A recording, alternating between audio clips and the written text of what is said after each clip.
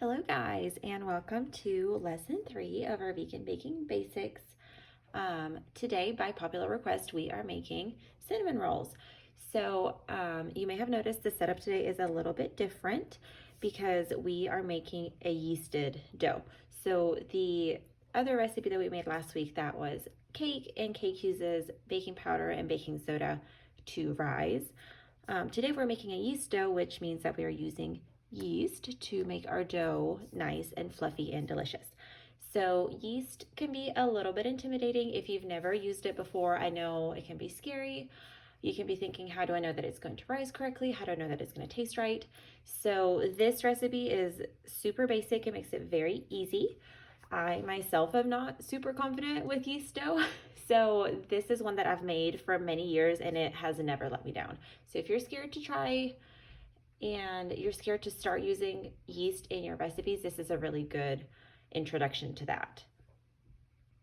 Before we get started, I do want to go over the yeast thing a little bit more. So what I'm using today is instant yeast, but when you go to the store, you may notice that there are a couple different kinds. So instant is what I use. It's just very easy and it's very quick. The other kind is active dry. And the difference between these two is that active dry needs to be activated first before you can use it. Instant is very easy because you can just add it into your flour and it does what it needs to do and you don't have to worry about it. So the way that this recipe is written, we technically do activate the yeast first. So whether you're using instant yeast like I am today, or if all you can find at a store is active dry, the recipe is going to be exactly the same. And amount wise, that is exactly the same as well. So you don't have to worry about converting amounts if you're using a different kind than I am. So let's get started and let's make some cinnamon rolls. Okay, so what I have done first is I've heated up the milk. I did it about 30 to 45 seconds. You want it to be warm enough to get your yeast going, but you don't want it to be so hot that it kills your yeast. So the way that I check for it is I literally just dip my finger in it, and if I can dip my finger in there comfortably and it's warm but it doesn't burn me, then I know that it is a good temperature for the yeast. If I put my finger in there and it is burning hot, it's way too hot for the yeast and it's gonna kill it, and then we are not gonna get nice and fluffy cinnamon rolls. So that is step one. Heat up your milk. As far as types of milk, you can use whatever you want. Today I'm using almond milk because that's what I have in the house. You can do cashew milk, oat milk, soy milk, cow's milk, goat milk, whatever you want to do is totally fine. It doesn't matter. To this, I am going to add some sugar, about a 1/4 cup. And then I'm also going to add 1/4 cup of oil. And the oil, same thing as the milk, whatever you want to use is fine.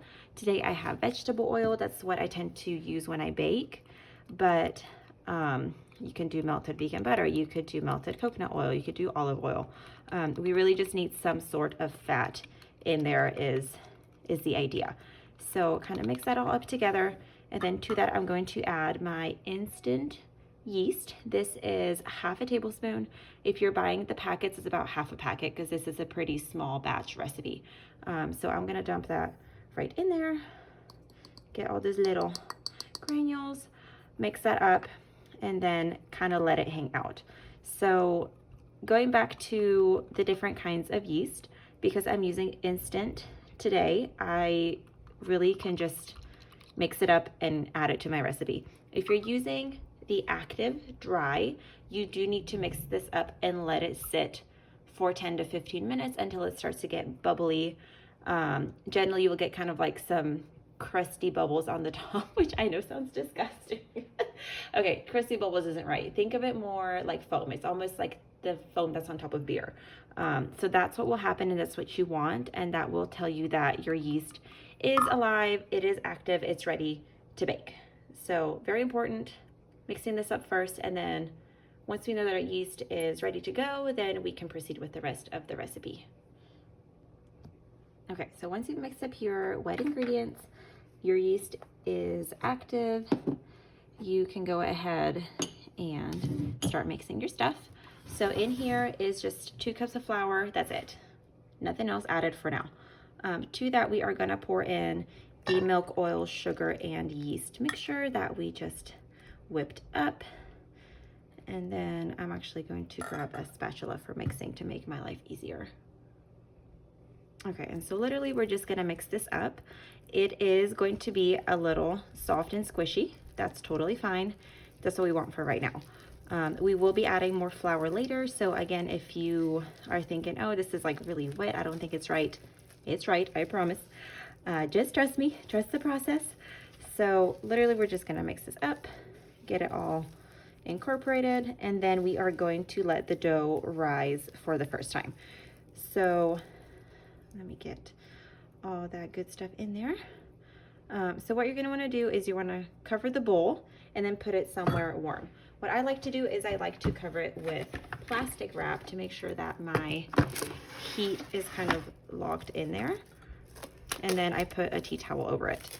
I live in Texas, so on hot summer days, I actually just put this outside and it is plenty hot for it to rise. Today is weirdly cold, so I'm gonna keep it in the house. You're fine to just leave it in the countertop at room temperature. If you want to turn your oven on for literally 1 to 2 minutes just to warm it up and then put the bowl in there, that's also totally fine. But this is going to hang out for about an hour, and then in 1 hour we'll come back and we will add more flour and proceed. All right guys, so it's been 1 hour. Our first rise is done. You can see got a little warm and steamy in here too.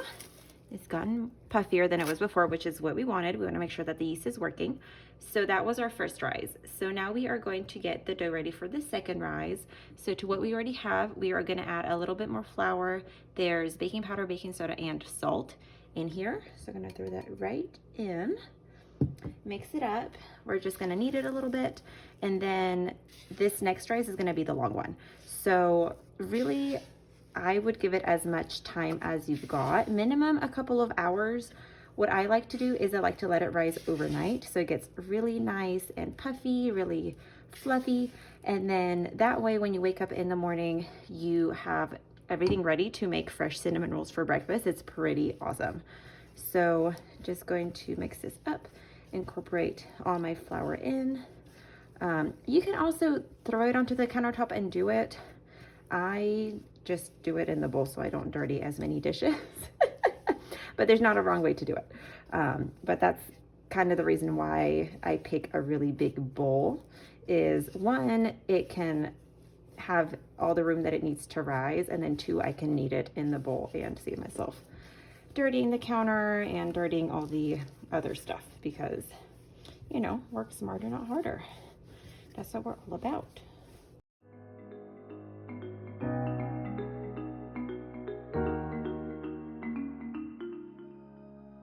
So how much flour you add is going to vary. So I started with the 2 cups of flour the first round, added about a half a cup, but as you can see, it's really sticky. It's sticking to my fingers when I knead it. So that means that we need a little bit more flour. So let's grab some and add it in. All right, got my big bucket of flour. So how much you add, again, it's gonna vary. I'm just gonna sprinkle a little bit in, knead it in there, and see how the dough behaves. So that's, I guess that would be one of the trickier parts of making a yeasted dough like this, is you really kind of have to use your senses and you have to use your experience. You can't just rely on the written recipe, because, you know, depending on the weather, depending on what altitude you live at, you know, how warm your house is, what, you know, how much flour you need to add, and everything can vary. So use my recipe kind of as a starting point, and then, you know, add more flour or whatever kind of as needed as you see what your dough is doing. It's not wrong to add more flour. It's not wrong to not need any more.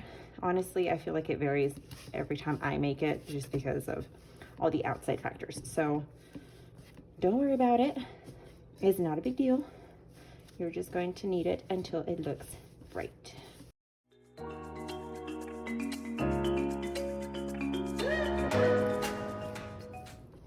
Okay, so we are almost there. You can see the dough's kind of sticking to the bowl. It is starting to get a little bit more soft and elastic, but still a little bit too sticky. So add a little bit more flour in, knead that in as well. and we'll see what it thinks. So what you're looking for is dough that is soft, it's pliable, but it is not sticky. As long as it's sticky, it means it's too wet. And if you don't add the flour now, you're gonna have to add it later, which is annoying, and then you know, it may not rise properly. So we just knead it in until it stops being so darn sticky.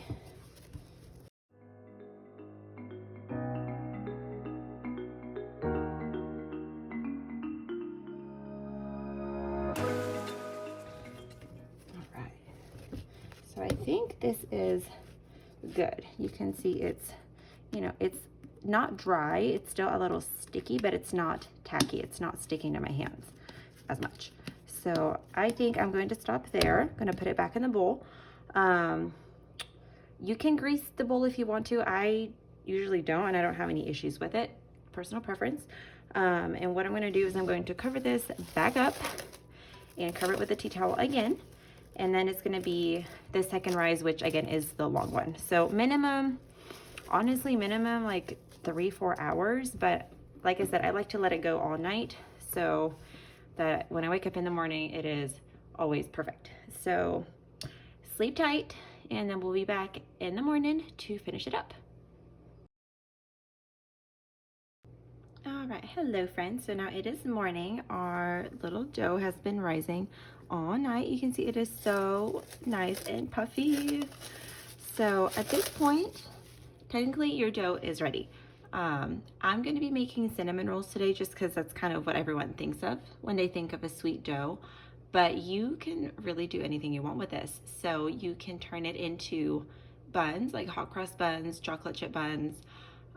You can do like a braided bread. You can do like a babka kind of bread where you get it ready like cinnamon rolls. You lay it out, you roll it up, but then instead of cutting it into little rolls, you cut the whole big roll in half, and then you end up with a braided bread effect. It's very, very pretty.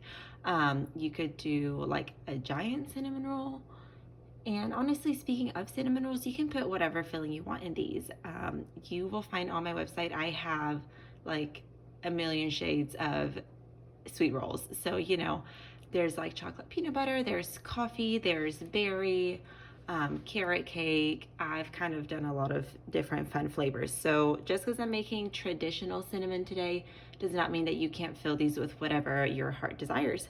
That's kind of the fun of the series, right? Is you want to get creative and you want to make up your own recipes. So I'm going to start by flouring my little workspace. Of course, make sure your hands are clean, your workspace is clean. We're going to dump this baby out. See, it's nice and stretchy. Again, if I had oiled the pan, it would come out a little easier, but it's fine. Come on, girlfriend. Out you come. Okay. So regardless of what you decide to do with the dough, there will be one more short little rise period once you shape it and put it in your pan. This last period is really only 20 to 30 minutes. It's just to make sure that your dough bounces back. If you make your cinnamon rolls and you put it in your oven right away, you might not get the really fluffy, rich rolls that you wanted and you've worked so hard for. So I know we've waited a long time, but a little bit more waiting is worth it, I promise. So my dough is a little bit, whatchamacallit. You can see that it's bouncing back a little bit because I just messed with it. So another good thing you can do at this point is kind of roughly shape it in a rectangle and then let it sit and literally just let it relax, let the gluten relax. So then when you want to roll it out, it'll actually cooperate. So I'm gonna let this sit for a minute. And while we're doing that, we're going to make the filling. Okay, so for your filling, of course, you're gonna need some vegan butter. There's a couple of different ways that you can make the filling. You can either melt down the butter and spread it on your dough, and then on top of that, spread the sugar and all that. Recently, I've started making kind of a paste with my butter and sugar and all that, and I find that it's really easy to get my cinnamon rolls ready, and I feel like it's less messy. So this is just about, what is it, like 5 or 6 tablespoons of softened vegan butter. And then to that, I'm going to add my brown sugar. I add about the same amount of butter and sugar, but honestly, in this case, measurements are really not important. It is just the filling. It's all gonna go in there and it's all gonna be delicious. I'm using brown sugar today. You can use white sugar. You can use coconut sugar, whatever your heart desires. You can see it's making a nice little paste. To that, of course, we're gonna add our cinnamon. Again, to taste, but do consider, actually I'm gonna pop the top off and just pour it in. These are cinnamon rolls, so you don't wanna skimp. You do want that cinnamon flavor in there. I think that's okay. My heart says that's a good amount. Mix it in, and then another little yummy bonus you can do if you want is you can add a splash of vanilla extract in there. If you don't have it in the house, no biggie, but I have it, and so I'll throw it in. All right, just mixing. Okay, and then while you're making this, something else to start thinking about is what pan do you want to bake your cinnamon rolls in? So generally I make 9 cinnamon rolls, and so I put them in a square pan. I just feel like it's a good number of cinnamon rolls, a good proportion. This is a pretty small batch recipe, so it's not gonna give you a ton of cinnamon rolls, but I find that, you know, like I live in a 2-person household, 9 cinnamon rolls is plenty for the both of us.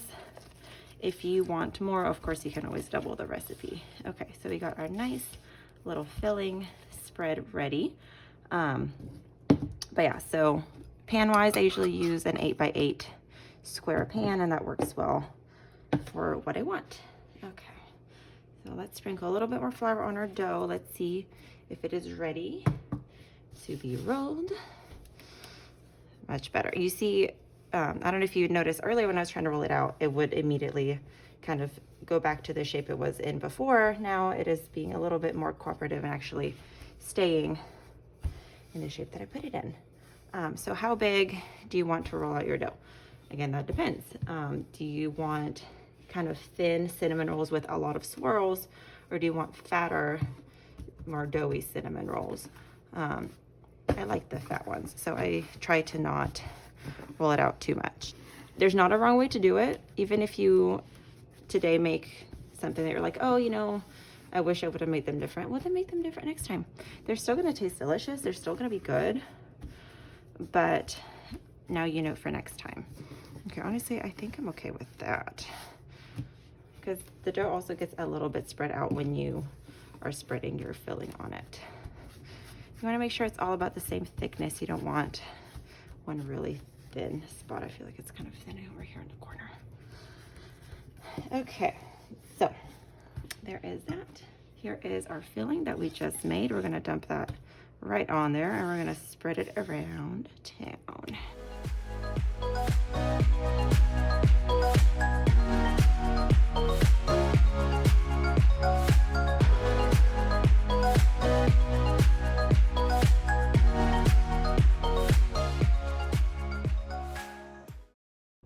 Okay, so now that our filling is all spread, we can start rolling up our rolls, and then we'll cut them. So start from the edge furthest away from you, and you're just going to kind of roll and tuck and make your little swirls and do that the whole way down. But see, this is why I like doing the cinnamon paste rather than just throwing butter and sugar on my dough, because usually in this part, it's like as you roll, all the butter and all the filling just starts like oozing out, and you waste half of your ingredients. This way, you know, the filling actually stays put, makes less of a mess, makes us happy. Okay, scoot you back up. You see it kind of got stretched out as I was rolling it, so you can just kind of pat it back in there and make it a little fatter. Pat. Okay, so got my pan ready. My pan is, like I said, 8x8 square pan. So we're gonna make 9 rolls. I have this little like bench scraper that has numbers on it, so I try to keep it even. but funny how even with that I could never quite make them the same. So I just kind of, I try doing this, but then I also just like try my best.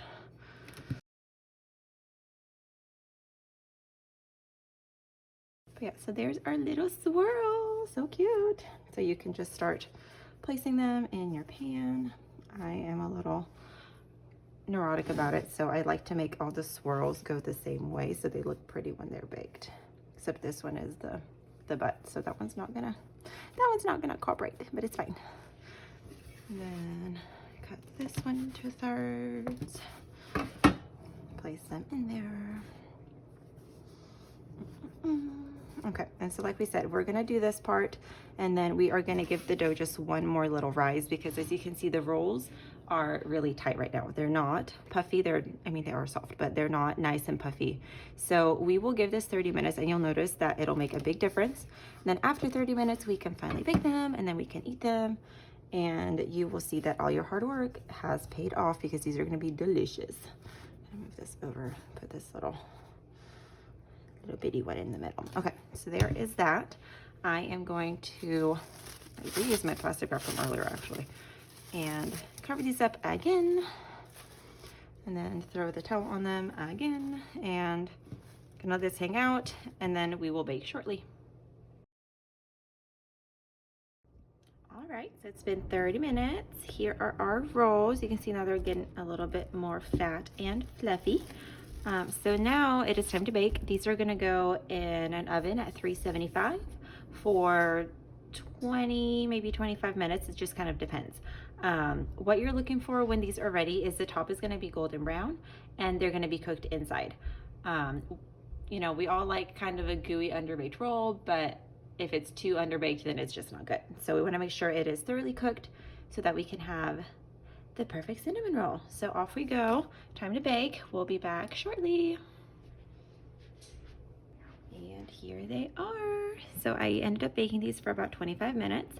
As you can see, top is golden brown, inside is still light beige and soft, fluffy, squishy. And that's it. You have made cinnamon rolls. So to top these, usually I just make a simple glaze with some plant milk and some powdered sugar. If you want a proper frosting, you can refer back to the video we made in week 1 for a proper buttercream. You're welcome to add in some vegan cream cheese into the buttercream if you want more of a classic flavor. But generally, I find that a drizzle of a simple powdered sugar icing is enough, and that's really all you have to do. So I am so glad you baked along with me this week, and be sure to come back next week for our next episode. I know this video was super long, the longest one so far for sure.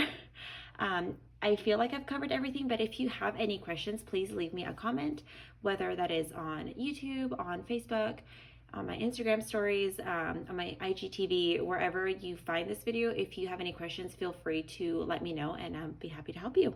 So happy baking!